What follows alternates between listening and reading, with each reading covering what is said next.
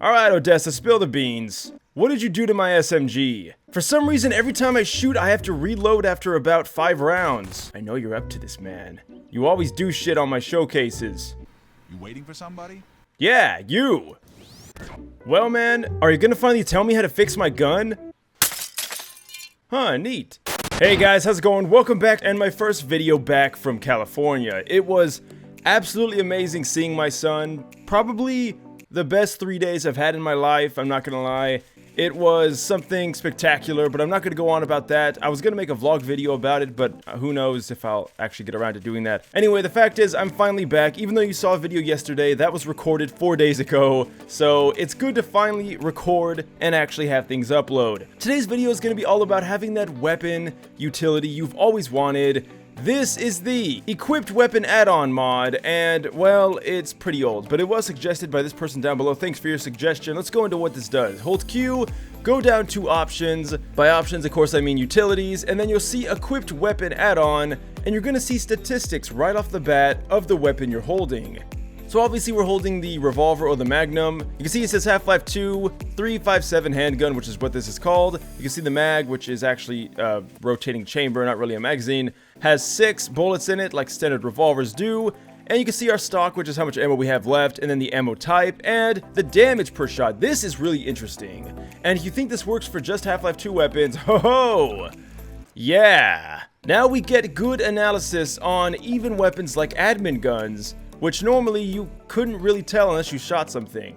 And this works for pretty much any weapon, which is why this is not just good for Half-Life 2 weapons, but for all weapons. Now, unfortunately, some weapons don't really work with this, like the Modern Warfare weapons. You can see the damage per shot is NA.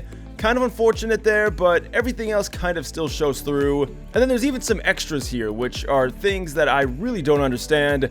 I mean, the FOV of the model view, that's pretty cool to know. Just a lot of really cool stuff, even the weapon base. So this is something I really should have covered a long time ago. This isn't going to be a long video, but it's going to be a very important one nonetheless. Also, wait, play weapon animation. Interesting. You can even play specific weapon animations with the weapon you have. Oh, that's amazing. In fact, this is going to be really good for thumbnails if I want to get a specific animation to play. Alright, so that's cool, but that's not what you're here for. Let's go into settings here. This is where the real meat of the add-on shows. So first things first, let's go ahead and click this so we can actually do things. Next up, we could choose user groups. I'm guessing this lets you allow certain people to execute these commands. We don't really need to do that though. First things first though, we can enable weapon drop. In fact, we're going to go ahead and just enable all these, including weapon strip. And you can even make it to where you have no spawn weapons. Now let's see if that does activate by default. We might have to enter a server command. There we go. Look at that. We got no weapons. So if you've always wanted to have that happen, this is going to give you that power. But for some reason, this is causing the flash swept to have issues. We're going to go ahead though and try to actually get our weapons back. There we go. Now we're going to go ahead and type in a command. And that is EWA drop all. This should, yes, make you drop all your weapons. Normally you cannot do this, but of course with the command enabled, we were able to drop it. And then of course you can obviously pick everything back up. At least I thought you could. Now there's also a command called strip. And this one, well, it doesn't let you drop your weapons, it just removes them from existence. So I assume there is a way to pick these back up, but I have a weird assumption that the flash sweep is causing the issue. So overall, just some really good additions, especially if you're running a server or you're playing with friends and you want to control the setting. For instance, what if you're playing in a horror map and the horror map lets you obviously use this? Then you don't want your friends to have weapons. You can remove the weapons so that they can explore like the map was intended. But now we're going to go into something that I think is a feature we all wanted. Infinite ammo. That's right, no matter what we shoot or how much we shoot, we will never run out of ammo. And this even works for alternative fire, something I am so desperately in need for in most videos. You guys know how much I love my AR too. So now, no matter what you do, you will never have to reload, and that includes the crossbow. You don't even have to load in the bolt. You could just keep rapid firing this. Now, it's not crazy enough to turn these into admin guns or anything like that, but it is crazy enough to make the Half-Life 2 weapons interesting. And again, this does not work just for Half-Life 2. We have the Modern Warfare weapons here. It even works for them as well. And then something that's cool, which is a command I already have binded, you can enable max ammo, and you can even reset the ammo back to the default value. You can also switch the wait, what? You can switch fire mode. Okay, I'm guessing this is only for weapons that support it. Let's go with this. Let's see if we can switch fire mode.